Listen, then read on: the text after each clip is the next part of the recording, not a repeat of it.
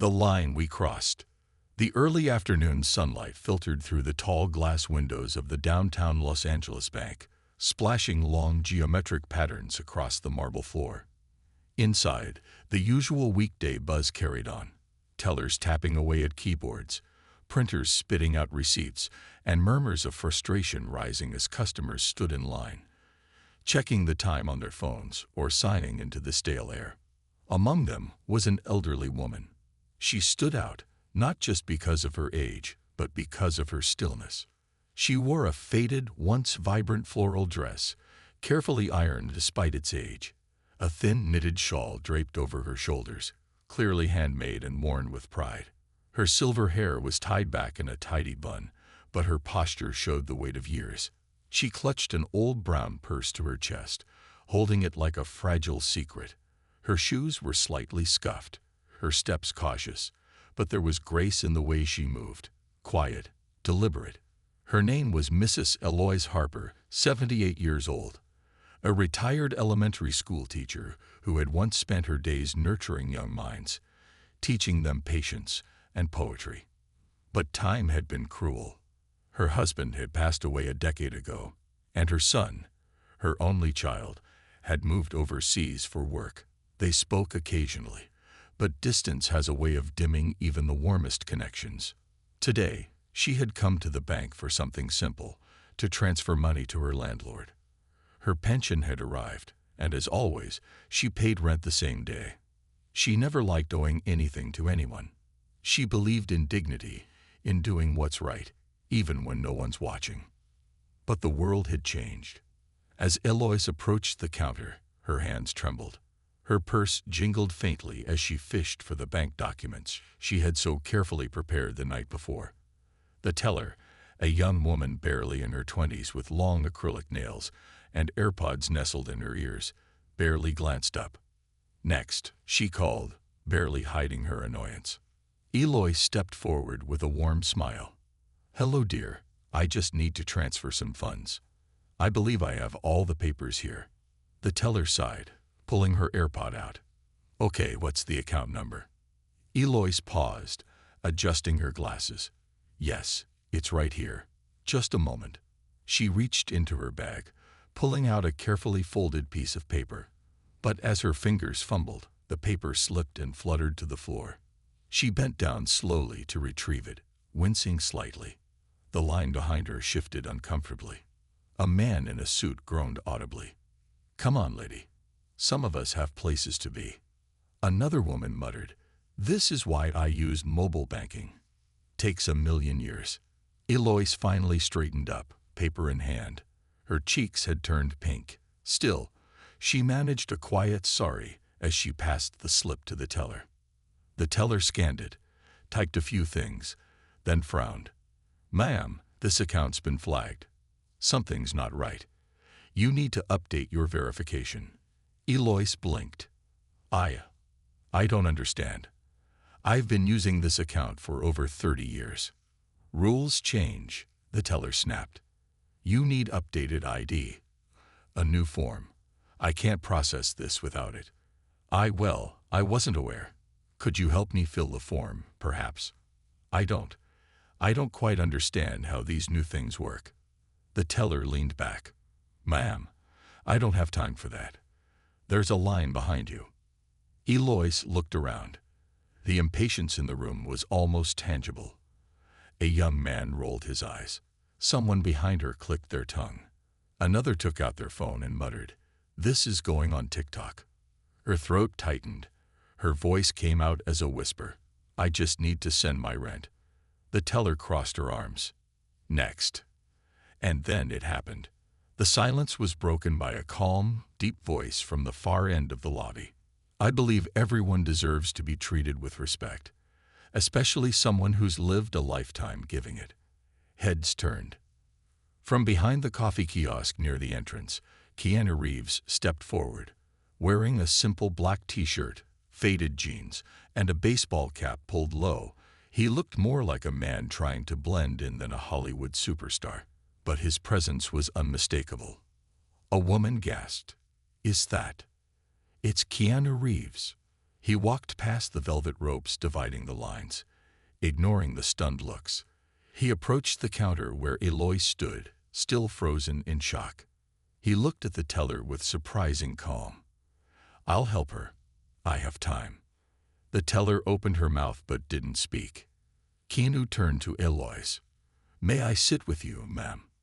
Eloise nodded slowly, utterly confused. They moved to a nearby bench.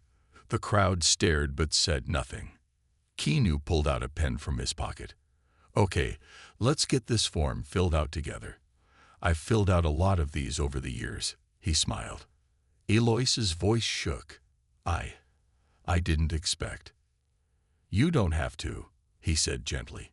"Sometimes the world needs a reminder that kindness hasn't gone extinct."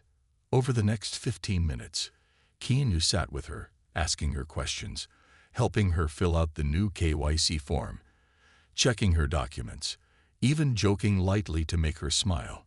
The bank manager emerged, having been alerted by a flurry of texts from the staff, and rushed to assist personally once he realized what was happening.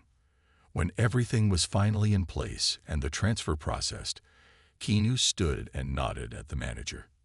"She's good to go now, right?" "Yes, sir. Completely taken care of. Apologies for the inconvenience." Eloise stood too, eyes welling up. "Thank you, young man. I don't know what to say." He gently held her hand. "You've said plenty just by living with grace. The world needs more of that." As he turned to leave, someone in the line clapped. Then another. Within seconds, the entire bank lobby broke into applause. But for Keanu, it wasn't about the applause. He walked out quietly, without waiting for attention. Just a quiet smile, a nod of acknowledgement, and then he disappeared into the afternoon sun. What no one knew was why he'd reacted the way he did. What part of his past had been stirred? What memory had triggered the man known for his calm and kindness to step into the pain of a stranger so deeply? That story was just beginning. The memory that never fades. The automatic doors of the bank hissed shut behind him as Keanu stepped out into the sunlit street, his steps slow and measured. The applause from moments ago still echoed faintly in his ears, but he paid it no mind. He wasn't thinking about being recognized. He wasn't even thinking about what the bank staff or Eloise might say about his unexpected act. He was thinking about his mother. Years ago, before red carpets and cameras, before action scenes and stardom, there was just a small apartment in Toronto, a single mother raising her 2 boys, and the bitter cold of Canadian winters that crept in no matter how tightly the windows were shut. Keanu remembered those days not with resentment, but with a strange tenderness. His mother, Patricia Taylor, was a force of quiet strength. She worked late nights as a costume designer, sometimes juggling 2 jobs, just to keep food on the table. She was elegance personified, even in second-hand clothes, even when her hands ached from sewing for hours. He remembered watching her struggle with paperwork. Whether it was immigration forms, school documents, or bank accounts, she always looked just a little lost. English wasn't her first language. Systems confused her. Technology intimidated her, but she never asked for help. Pride runs deep in people who've had nothing. One winter afternoon, when Keanu was just a boy, he remembered accompanying her to a bank. She had wanted to open a savings account in his name. She said it was for his future, even if she could only put in a few dollars a month. The teller that day had been dismissive, impatient, cold, just like today. He remembered his mother's voice quivering, her eyes flicking between her documents, and the clerk's stern face. He remembered the line behind them growing restless, a man muttering that she was wasting everyone's time. And he remembered feeling something heavy rise in his chest, a mix of shame and rage and helplessness. That moment had buried itself deep in him, and it never left. Now, standing under the blue Los Angeles sky decades later, Keanu felt it surface again. That's why he helped Eloise.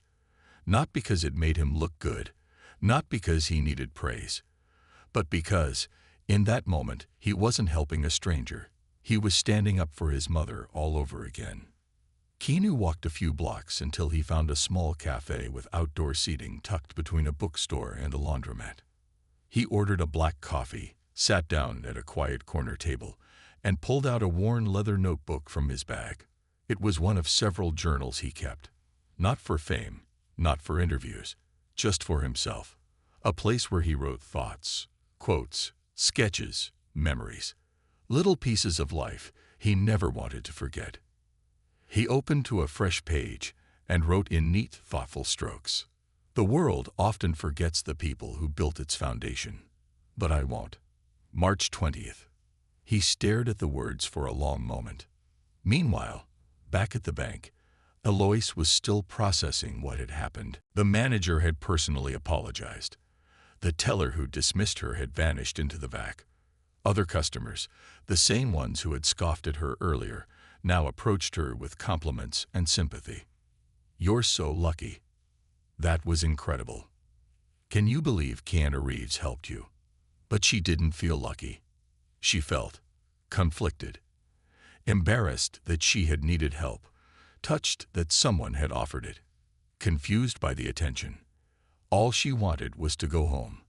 When she finally reached her apartment, a modest second-floor unit in a quiet complex, she unlocked the door and was greeted by silence, the kind of silence that lives in the homes of the lonely. She set her purse down, removed her shoes, and sank into her favorite chair by the window. Her hands still trembled, but not from age this time, from emotion. She looked out at the street below and whispered to no one in particular, "Why would someone like him stop for someone like me?" She didn't know the answer. Not yet. But fate wasn't done with her. Not even close. The story didn't end at the bank. It was only beginning. 2 days later, Eloise received a letter. Hand-delivered. No postage, just a plain white envelope with her name written in elegant, slanted handwriting. Inside was a folded note and a phone number. The note read, "Thank you for reminding me why kindness still matters. If you're ever open to it, I'd love to take you to lunch." No cameras, no crowds, just two people sharing the story. K.R. Eloise's eyes widened. Her heart fluttered like it hadn't in years. She placed the note gently on her table and stared at it for a long time. That same morning, Keanu sat with his longtime assistant and close friend Mara. They were going over his schedule for the week when he interrupted. "I want to meet someone." Mara raised an eyebrow. "A director? Producer?" "No," he said, then smiled faintly. "A retired schoolteacher." She didn't question it. She knew Keanu well enough to understand that when he said something like that, it came from the soul. Back in her apartment, Eloise hesitated for hours before dialing the number. She almost didn't, but something in her, a flicker of forgotten adventure, pushed her forward. When the line picked up, a soft voice answered, "Hi, Eloise. I was hoping you'd call." And just like that, a bond formed. One that would change both of their lives in ways no one could have predicted. Not because one was famous, but because both had carried silent pain for years, and now finally, someone was willing to listen. Lunch with a stranger, heart of a friend. The cafe was small, just 7 tables, a glass dessert display, and windows that let in the morning sun like an old friend. It sat quietly on the corner of a quiet block, tucked between a barbershop and a forgotten record store. If you blinked while driving by, you'd miss it. But that's exactly why KeanuReeves had chosen it. He arrived 10 minutes early. Dressed in a charcoal jacket, soft blue jeans, and a plain gray beanie, he carried himself the way he always did, low-key, unbothered by eyes that occasionally did a double take. Fame had followed him into every room since the 90s, but he'd learned how to walk with it instead of being chased by it. Today, though, it wasn't a red carpet event or an interview. It was a quiet lunch with a woman most of the world would never know. And that made it important. Eloise Harper stepped carefully out of the rideshare car, clutching her purse a little tighter than usual. She had spent the entire night choosing what to wear, not to impress, but to feel like herself. A deep green blouse she hadn't worn in years, a necklace her husband had gifted her on their 40th anniversary.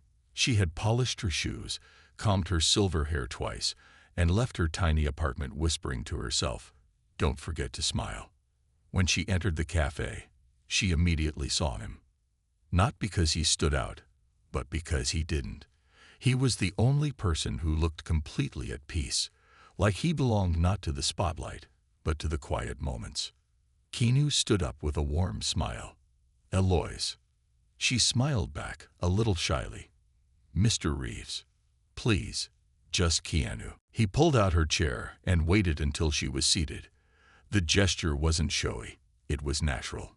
Polite, like someone raised by kindness. They ordered tea, Earl Grey for her, green for him. For the first few minutes, they simply talked about the weather. The city, how rare it was to find a quiet place like this anymore. They were two strangers, orbiting the surface of conversation. Until Keanu leaned forward slightly and said, "I wanted to thank you again for letting me be part of your moment at the bank." Eloise chuckled softly. "It wasn't exactly my proudest moment." He tilted his head. "Why not?" I suppose I felt small, helpless. I never used to feel that way. I taught children for 36 years. I knew every student's name, their struggles, their dreams. I used to feel like I mattered." She paused. "Now, some days, I wonder if I'm just invisible." There was a long pause. Keanu looked her in the eyes. "You're not invisible. You were never invisible. The world just gets too loud sometimes to hear the quiet strength in people like you." Eloise blinked away a tear. She hadn't expected to cry. Not today. The conversation opened like a flower in spring. Slowly, but beautifully. She told him about her late husband, Frank Harper, a quiet man who loved model trains and classical music. She spoke of her son, Daniel, who worked in London now, always busy, always rushing, but kind in his own way. She talked about retirement, about how quiet the days had become, and how the most human interaction she got was at the pharmacy or post office. Keanu listened, not with the polite nods of a celebrity used to interviews, but with the depth of someone who truly understood solitude. Then he shared. He spoke of his own mother, how she used to stay up late designing stage costumes, and sometimes fell asleep with a needle still threaded in her fingers. How he still remembered the way she used to hum songs from old musicals. How, even now, he missed the scent of her perfume in the hallway. He talked about the many cities he had lived in, the hotels that blurred together, the red carpets that felt like echoes rather than memories. "People think the cameras mean you're surrounded," he said, "but sometimes they make you feel more alone." Eloise sipped her tea. "Why did you help me?" Keanu didn't answer right away. Instead, he pulled out a small photo from his wallet, worn, folded at the edges. It showed a woman, mid-40s, brown hair, soft eyes, holding a child on her lap. The image was full of warmth. "My mother." The bank incident reminded me of her. Years ago, she went through something similar. And I remember how angry I felt, how helpless. He paused. "So when I saw you that day, it wasn't just you. It was every kind woman who was ever dismissed, every person who was once powerful but forgotten." Eloise nodded slowly. "You remind me of my students, the ones who always noticed when someone sat alone during recess." Keanu smiled. "Maybe we never really outgrow the people we were." As the plates were cleared and their tea went cold, Eloise reached into her purse. She pulled out a thin, folded letter. "I wrote this last night. I wasn't sure if I'd give it to you, but I think I should." Keanu took it with gentle hands. "Don't read it now," she said. "It's just some thoughts. About gratitude. About what it meant to me that you stopped." He nodded. "Thank you. I will." They sat for a few more minutes, the kind of silence that isn't awkward, but full. The kind of silence that only happens when two people understand each other beyond words. Before they left, Keanu turned to her and asked, "Eloise, do you believe in second chances?" She blinked. In life. In everything. She thought for a moment. I believe they're rare. But when they come, they're a gift. Keanu nodded. Then maybe we both just got one. As he walked her to her rideshare car, he opened the door for her, then paused. Would you mind if I visited you sometime? No cameras. No press. Just to talk. Eloise smiled, her eyes misty. I'd like that very much. The door closed. The car pulled away. And Keanu stood on the curb for a long time, watching it disappear.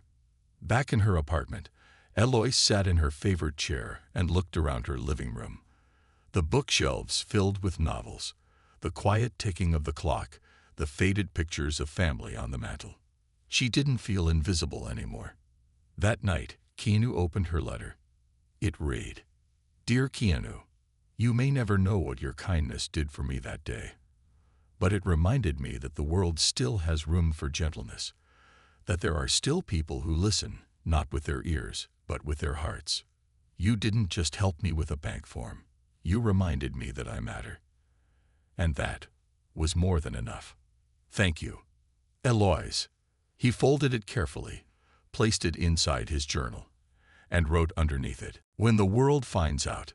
It started as a whisper on the internet, a short, shaky video posted by a teenage girl standing in line at the bank that day. In the video, the footage was grainy, but the moment was unmistakable.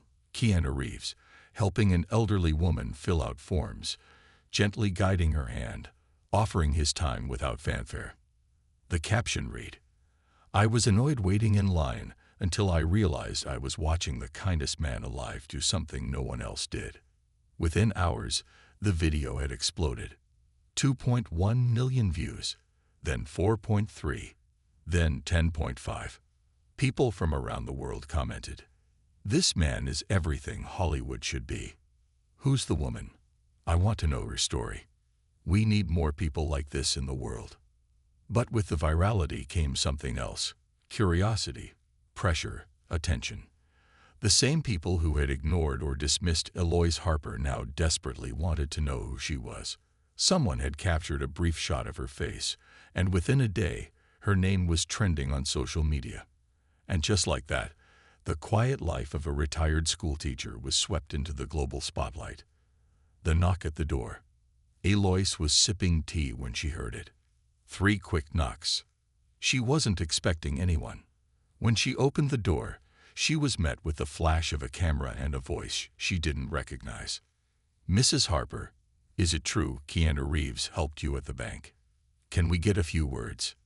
Eloise instinctively stepped back, her body tense. Who are you? Freelance journalist. Just a quick interview. No, thank you, she said firmly, beginning to close the door. More knocks followed over the next day. One reporter even waited in the parking lot across the street. Another left a business card on her welcome mat that read, We'll make you a star. Your story deserves to be told. But she didn't want to be a star. She just wanted her life back. The call. Keanu was in Vancouver when he got the call from Mara, his assistant and friend. She's being followed, Keanu. Reporters. Social media. They found her name. Someone matched it through an old faculty page. He closed his eyes. I should have seen this coming. You were helping someone. You did the right thing. I exposed her without meaning to. There was a pause. Then Mara asked, What do you want to do? He didn't hesitate. I want to protect her. The press conference. Keanu hadn't done a formal press conference in over 2 years. But now, standing behind a simple podium at a charity event he had quietly funded, he looked out at the room filled with lights, cameras, and curious eyes. He began softly. I didn't plan to speak today. But I think it's time I say something, not about a movie or a premiere, but about something far more important. The room stilled. A few days ago, I was in a bank. I saw a woman, kind, dignified, and patient, being treated without the respect she deserved. I intervened, not because I wanted attention, but because silence felt wrong. He took a breath. Her name is Eloise Harper. She's a retired schoolteacher who spent 36 years educating children. She's the kind of person who built the foundation of the world we live in, quietly, humbly, without ever asking for praise. He leaned in, voice steady. Now she's being followed, photographed. Her piece is being taken because I did something that never should have been extraordinary. Being kind should never be headline-worthy. The crowd was completely silent. So here's my request. Let her be. Let her live. If you want to honor her story, then treat the next elderly person you see with patience. Speak gently. Offer a chair. Fill out a form. Respect is free. Dignity is human. He stepped away from the microphone. There was no applause at first. Just a long, stunned pause. Then, slowly, the entire room stood. And the applause that followed wasn't for fame. It was for truth. Back in her apartment, Eloise sat in her living room, watching the clip of the press conference someone had sent her. She had never seen Keanu speak like that before. Not on a movie set, not in an interview. He had spoken about her like she mattered. Not as a headline, but as a human being. Her hand trembled slightly as she turned off the TV. There was a knock again. But this one, she recognized. A soft rhythm. She opened the door to find Keanu, holding a small box in his hands. "I brought cookies," he said. She laughed, a real, full-hearted laugh that echoed in her empty apartment like sunshine. The conversation that followed. They sat at her dining table, nibbling on cookies and sipping tea. "I saw what you said," she told him quietly. "Thank you." He nodded. "I meant every word. You made me feel seen. You are." Then she asked, "Does it ever go away? The noise? The attention?" He thought for a moment.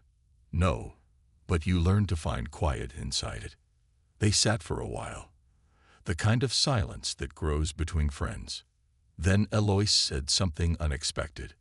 "I want to do something with this moment. Not for fame, but for change." Keanu raised his eyebrows. "What do you mean?" "There are so many elderly people like me. Forgotten. Ignored. Alone. What if we started something? A program. A message. A movement. Even if it's small." Keanu leaned back in his chair. "You just might be the bravest person I've met in years." Eloise smiled. "I used to teach 5th graders. You learn bravery pretty quickly. The beginning of something bigger." In the weeks that followed, the Eloise Initiative was born. A quiet project launched by Eloise and supported entirely by KeanuReeves, focused on restoring dignity to the elderly, especially those struggling with everyday systems. Volunteers trained to assist senior citizens at banks, government offices, clinics. Workshops were organized for digital literacy. Schools were encouraged to involve students in elder outreach programs. The mission was simple. No one should grow old feeling invisible. And the world noticed. Not because a celebrity endorsed it, but because an elderly woman with trembling hands and a kind smile had the courage to say, "We can do better." Letters that never came. The world had begun to notice. Not the movie posters or box office numbers, but something far more unexpected. A quiet movement started by a 78-year-old retired school teacher and one of Hollywood's most beloved stars. The Eloise Initiative had begun as a whisper, a ripple of hope in a sea of apathy. But now it was becoming a wave. Newspapers covered it. Schools introduced senior compassion days. Banks began training staff to better serve the elderly. Retirement homes received anonymous donations with handwritten notes. "You matter. You always have." Eloise never imagined her quiet life would echo so loudly.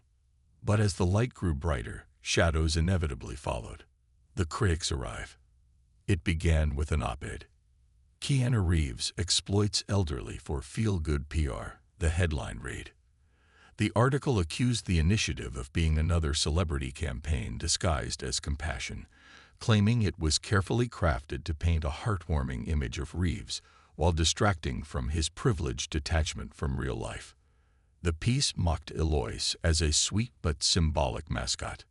Social media, as always, split down the middle. Some defended them passionately, others echoed the skepticism. Eloise sat in her kitchen, reading the article slowly, her lips pressed into a thin line. She wasn't hurt by the words about herself. She'd learned long ago that people often speak loudly when they feel empty inside. But she was worried for Keanu. She picked up the phone and dialed his number. The call. Keanu was in New York, on set, filming a quiet indie project he had promised a struggling director he'd do for nearly nothing. When he picked up, his voice was calm. "Hey, Eloise. I read the article," she said quietly. He didn't sigh. He didn't react. "Yeah, I saw it too." "I'm sorry," she whispered. "Don't be." She hesitated. "I never wanted to be the center of anything. You should have just left me alone at that bank." He paused, then said, "If I had, I would have missed the most honest human connection I've had in years." Her eyes welled up. "Do you want to stop?" he asked gently. Eloise sat with the question. "No," she said finally, "but I want to make it mine again." The interview that changed everything. A week later, Eloise appeared on a local public broadcast program. No glam, no makeup team, just her and a quiet journalist named Marcy Silva, who had once been her student decades ago. "Mrs. Harper," Marcy said warmly, "some people have called you the heart of this movement. Others say you're just a symbol. What do you say?" Eloise smiled gently. "I'm not a symbol. I'm not a project. I'm a person. I didn't ask to be humiliated at that bank, and Keanu didn't ask for the world to watch him be kind. He was just human. And for the first time in a long time, I felt human again too." She looked directly into the camera. "So if you're watching this, and you're wondering if people like me still matter, if your grandmother, your father, your neighbor down the hall still matter, the answer is yes, and we always will. We just need you to see us again." The clip went viral, but this time, not for the celebrity. For her. Hashtags changed from hashtag KeanuReeves to hashtag Eloise Speaks. The forgotten letter. A week later, Eloise received an envelope. Old, yellowed at the edges, postmarked 2011. It had been discovered during renovations at the local post office, buried behind a filing cabinet. The return address read, Daniel Harper, London, UK. Her heart stopped. It was from her son. Inside was a letter. "Dear Mom, I've been struggling to say this, and I didn't know if I'd find the right words. But I want you to know I'm sorry. I've been distant, not just in miles. I thought I was doing the right thing by building a life here, but I never realized how alone you must have felt. You were always there for me. Every scraped knee, every heartbreak, every big moment. And I wasn't there for yours. I love you. I always have. And I want to fix this. Daniel." Eloise sat frozen. Tears rolled silently down her cheeks. The letter had been lost for 13 years. 1,000 moments of doubt had lived inside her heart, and here, in ink faded by time, was proof they were all wrong. A phone call across oceans. That night, Keanu received a text from Eloise. He wrote, "In 2011, and I never knew. I have to find him." He replied almost immediately, "Whatever you need, I'll help." Mara, ever the fixer, tracked down Daniel Harper within 24 hours. He was living in Kent, a quiet suburb outside London, working in renewable energy. Divorced. No children. Keanu made the call himself. When Daniel answered, he thought it was a prank. But when Keanu explained what had happened and what his mother had found, there was silence on the other end. Then a broken voice said, "I thought she hated me." "She never stopped loving you," Keanu said. The reunion. 3 weeks later, at Lax, Eloise stood nervously near the arrivals gate, clutching her purse. Her eyes darted anxiously toward the automatic doors. And then there he was. Daniel, taller than she remembered, a little more gray, but the same boy who used to climb trees in their backyard and bring her dandelions like they were gold. He spotted her and stopped. Their eyes met, and then, without a word, he dropped his suitcase and ran to her. The embrace was instant, raw, unspoken. Years collapsed into seconds. "I thought I lost you," he whispered. "You never did," she said. A new chapter begins. They spent 2 weeks together in her apartment. Daniel helped set up a home office for Eloise's growing nonprofit work. He made her tea in the mornings. He even attended one of her community talks, where he sat in the front row and cried quietly when she spoke about dignity. Keanu visited once, the three of them sitting on the couch together, laughing, reminiscing, sharing stories like old friends. It didn't feel like a movie. It felt like healing. The unexpected offer. One day, Mara approached Keanu with a message. A producer wants to option the rights to Eloise's story. Major studio. Big names. They want you to star. Keanu paused. What does Eloise want? Mara smiled. She said if it helps fund the initiative, she's in. But she wants to write it herself. He grinned. Then we're doing it her way. Final scene. The letter that wasn't lost.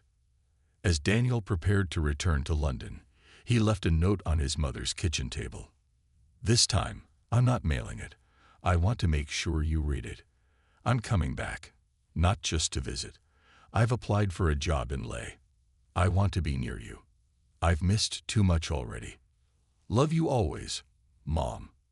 Eloise stood by the window that evening, looking out at the neighborhood bathed in the golden hue of a Los Angeles sunset. She no longer felt like a forgotten chapter. She was the start of a new one. The stage, the spotlight, and the storm. It had been 6 months since that now famous day in the bank. What started as a simple act of kindness had grown into a national movement. The Eloise Initiative, a campaign focused on restoring dignity, assistance, and representation for the elderly across North America. And now, the world was watching. An invitation had arrived, typed neatly on cream-colored cardstock and sealed with a gold emblem. To Mrs. Eloise Harper, from the Global Summit on Human Compassion. Location, Geneva, Switzerland. Date, October 12th. We cordially invite you to speak as our guest of honor and share your story, one that has moved hearts across the globe and inspired policy changes in both public and private sectors. We believe your voice is one the world needs to hear. Eloise had stared at the letter for a long time, her hands trembling slightly. She was honored, grateful, overwhelmed, and terrified. A conversation under soft lights. That evening, she sat with Keanu in her living room, the lights dim, the air filled with the soft rustling of city wind outside her window. "I can't do it," she said, voice barely above a whisper. Keanu looked over gently. "Why not?" "I'm not that kind of person. I've never spoken to more than 30 children at once. The idea of standing in front of the whole world. What if I forget my words? What if I freeze?" Keanu leaned forward. "Do you know what you did when you stood in front of me at that bank?" Eloise glanced up. "You didn't freeze. You didn't stumble. You stood there with dignity, even while the world tried to shrink you. You didn't need a stage to be brave. You already were." She let out a soft sigh. "But this is different. This is global." "I'll be right there beside you," he said. "No cameras, no pressure, just you and the truth." Geneva, Switzerland. The summit was held in a historic marble hall that once hosted presidents and peace treaties. Now, the banners bore the theme. "One act of kindness can change the world." The audience was filled with world leaders, nonprofit pioneers, human rights advocates, and journalists from every major outlet. And sitting in the front row, quietly watching, was Daniel, Eloise's son. He had flown in early. The seat beside him, Reserved for Keanu Reeves, of course. Backstage, Eloise stood in a long navy blue dress, simple and elegant. Her necklace shimmered faintly beneath the soft lights. But what stood out most was the quiet determination in her eyes.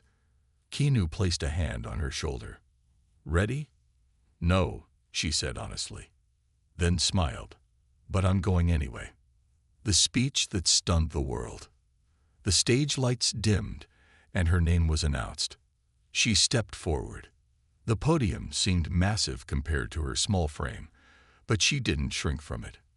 For a moment, silence filled the hall. Then she spoke. "Good evening. My name is Eloise Harper. I'm 78 years old. I'm a retired schoolteacher, and 6 months ago, I was humiliated in a bank lobby for not knowing how to fill out a form." A pause, a soft ripple of surprise in the audience. "I didn't come here to talk about fame or attention. I came here to talk about what it feels like to be forgotten. What it means when the world sees you as a burden instead of a human being. And what can happen when someone, just one person, chooses to see you instead." Her voice didn't shake. It rose. It filled the space like a song remembered from childhood. That one act changed everything. Not because it came from a celebrity, but because it came from kindness. Something we all carry. Something we all forget we can give. She looked out at the crowd, then added, "There's no age limit on dignity, no expiration date on value, and no moment too small to choose compassion." A beat. You don't have to be famous to change someone's life. You just have to show up. When she finished, the room was silent again, not out of confusion, but reverence. And then the applause began. Not a polite round, but a standing ovation that lasted over a full minute. Even diplomats had tears in their eyes. Eloise stepped back, heart pounding, tears rising. And in the wings, Keanu watched with quiet pride. Because he hadn't saved her, he had simply reminded her of the power she already held. But the celebration was short-lived.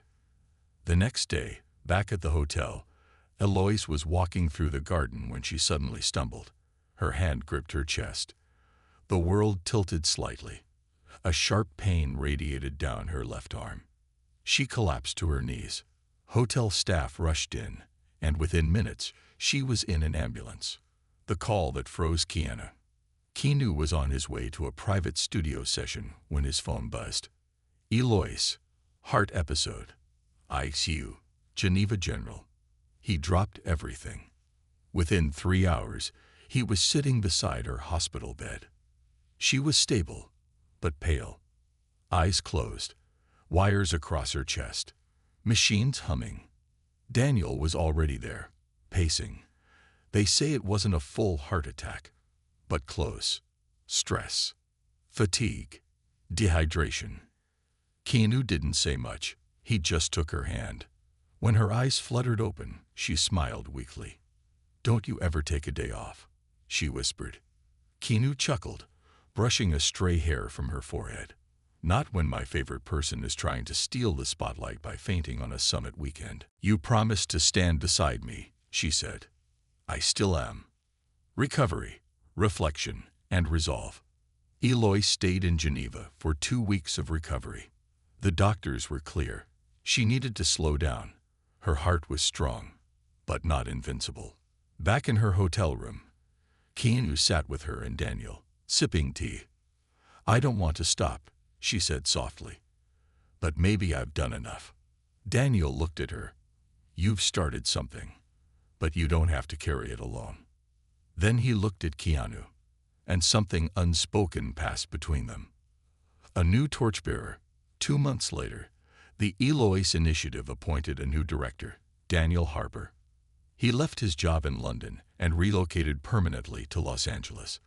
Eloise would stay on as honorary chair, the living symbol of the movement, but no longer its only engine.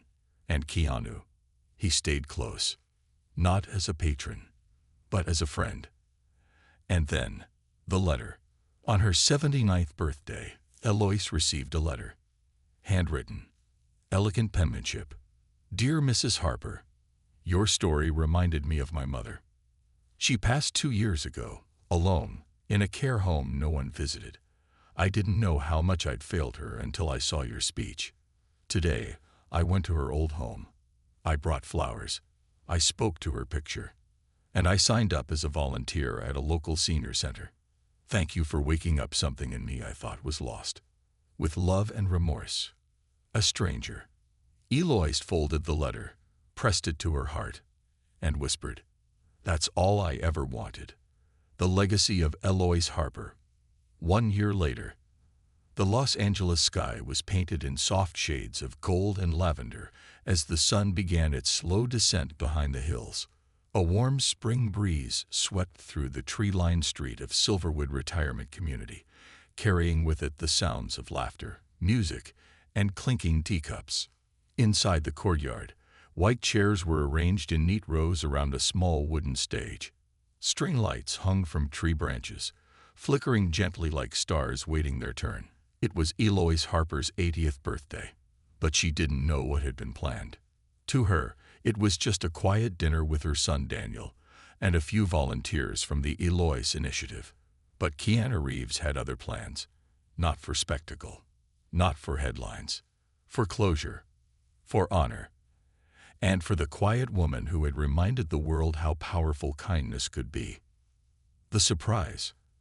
Earlier that day, Daniel had convinced Eloise to wear her favorite light blue dress, the one with pearl buttons that matched the necklace she wore when she first met Keanu for lunch. "You look stunning, Mom," he'd said, helping her fasten her silver earrings. She smiled, brushing her silver hair back. "I feel old." "You feel legendary," he corrected.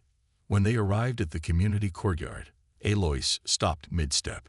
Rows of familiar faces, residents, volunteers, students, staff, and even journalists, stood and turned toward her. They applauded. Her eyes widened.